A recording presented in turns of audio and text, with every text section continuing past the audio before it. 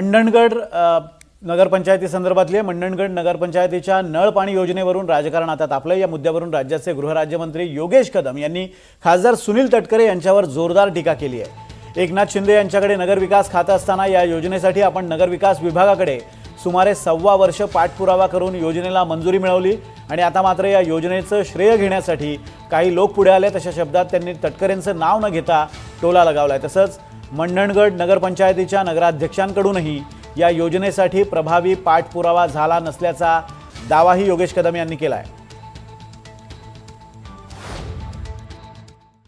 तर ठीक आहे, आता ओढून ताणून त्यांनी त्यांची नगरपंचायत आणि नगराध्यक्ष त्यांचा बसवला होता, परंतु मला आठवते ज्यावेळेस मी दापोलीच्या राजकारणाची सुरुवात केली त्या सुरुवातीपासून मी शब्द दिला होता आणि कुठलेही राजकारण न करता माननीय एकनाथ शिंदे साहेबांच्या मदतीने आज ही योजना आपण मंजूर करून घेतलेली आहे आणि मला याच्यामध्ये कुठल्याही पद्धतीचं राजकारण करायचं नाही।